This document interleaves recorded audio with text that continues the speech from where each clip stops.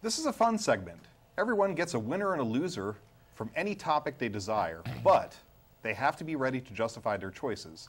Chuck, let's start with you. Well, I'm going to have a similar winner and loser.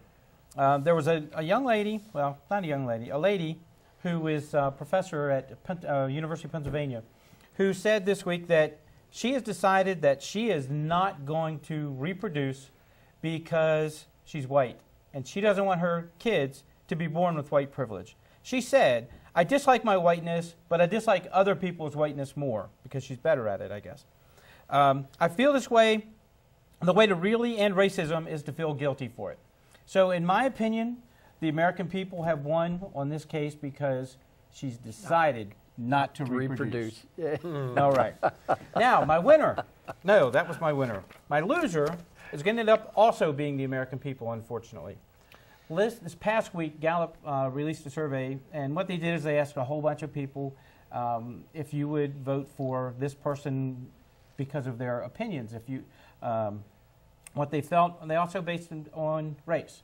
If the candidate were white, would you vote for him? If they were black, would you vote for him? Hispanic, Jewish, Christian, a lot of different things. But the one that disturbed me, the one that made me very unhappy, is that 40% of the respondents said that they would vote for a candidate who said he was a socialist. Unfortunately for Barry, he's a couple years ahead of the curve, because I'm sure it won't be long before that's over 50%. And unfortunately, the Democratic Party was 59%, so it is over 50% for some folks.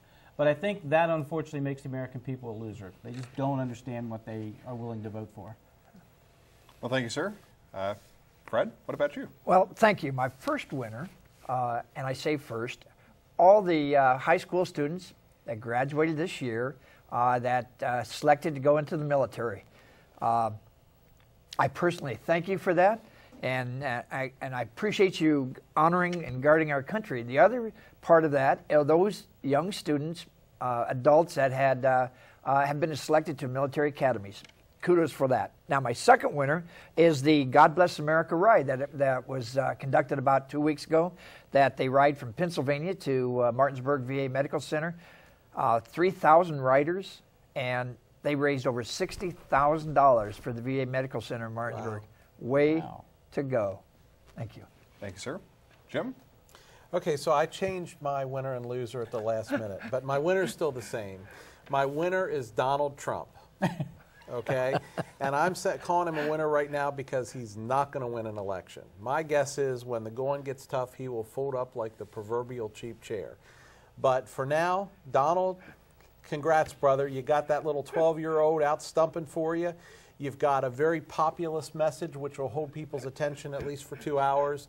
So knock them dead while you can.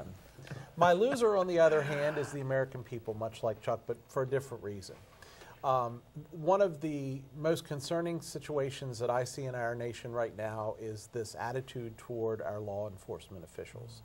And the fact that whenever a law enforcement official is forced, and I'm going to say that, is forced to use force to subdue a subject, we automatically jump to it's racist, it's an overuse of force, it's whatever the case may be.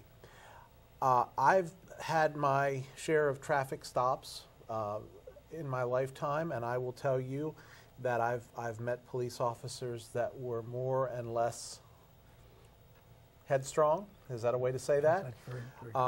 But I can also tell you that never, when I have treated an officer with respect, has he or she ever treated me with anything else other than mutual respect.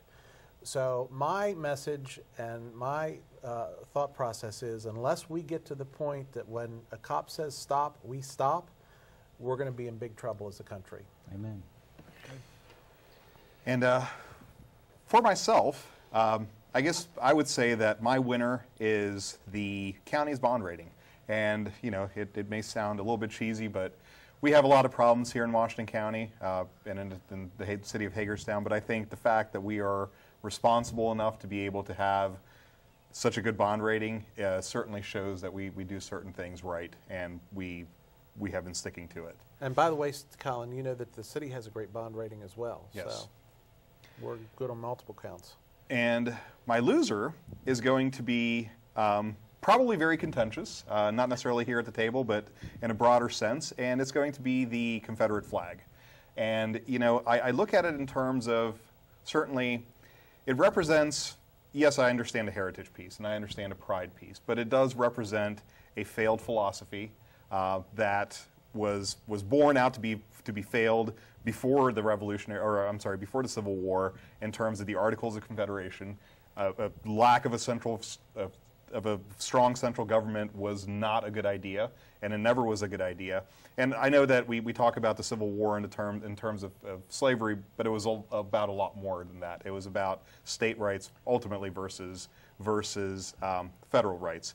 And the reality of the matter is, it was settled, it was over, and the Confederate flag wasn't brought up. It's certainly in the case of South Carolina, which is a lot in the news right now. It was brought up in 1964.